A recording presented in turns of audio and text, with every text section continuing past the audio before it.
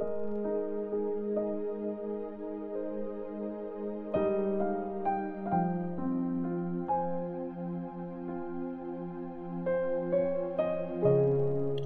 Timothy chapter 4. Sa harap ng Diyos at ni Christ Jesus na magja-judge sa mga buhay at sa mga patay, at dahil dadating siya para maghari, inuutusan kita.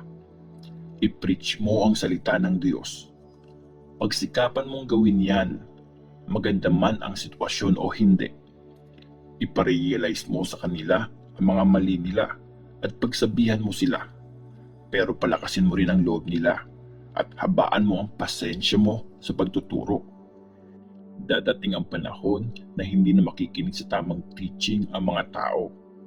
Susundin lang nila ang mga gusto nila at maghahanap sila ng mga teachers na magsasabi sa kanila na mga gusto lang nilang marinig. I-reject nila ang katotohanan at ang papakinggan lang nila ay mga gawa-gawang kwento. Ikaw naman, kontrolin mo ang sarili mo sa lahat ng oras. Tiisin mo ang mga paghihirap. Gawin mo ang trabaho ng isang nagpipreach na magandang balita. Gawin mo ang lahat ng dapat mong gawin sa pagsaserve sa Diyos. Para akong isang offering na isa-sacrifice na, dumating na ang oras ko para magpaalam sa mundong ito. Binigay ko yung best ko sa laban. Nakarating ako sa finish line at nanatili akong tapat sa faith. Kaya ngayon, may nakaprepare para sa akin na corona. Ito ang award para sa mga namuhay ayon sa gusto ng Diyos. Sa araw na yon, ang Panginoon na makatarungang judge ang magbibigay sa akin ng corona. Hindi lang ako ang bibigyan, pati ang lahat ng gustong-gustong bumalik na siya. Mga personal na bilin. Pilitin mong makarating agad dito.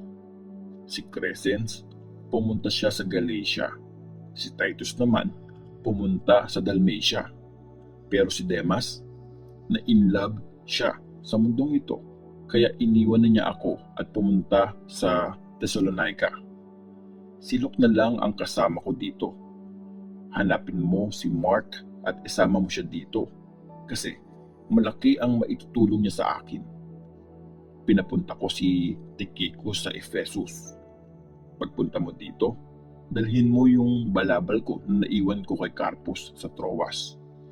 Dalhin mo rin yung mga libro, lalo na yung mga gawa sa letter.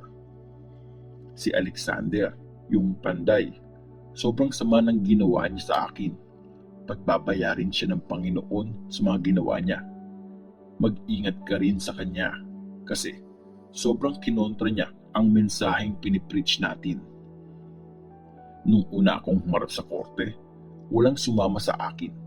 Pinabayaan nila akong mag-isa. Sana patawarin sila ng Diyos, pero sinamahan ako ng Panginoon.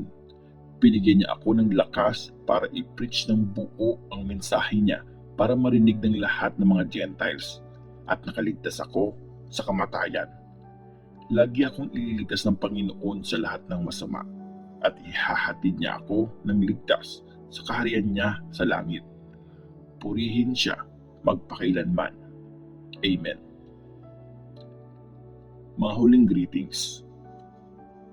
Ikumusta mo ako kina Priscilla at Aquila at sa pamilya ni Onesiphorus. Nag-stay si Erastus sa Corinth.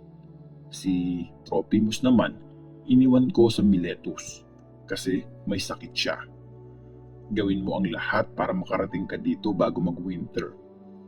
Hello daw, sabi ni Eubulus, Pudens, Linus at Claudia, pati ng lahat ng mga kapatid natin. Sana i-bless ng Panginoon yung buhay mo at maranasan yung lahat ang sobrang kabaitan ng Diyos.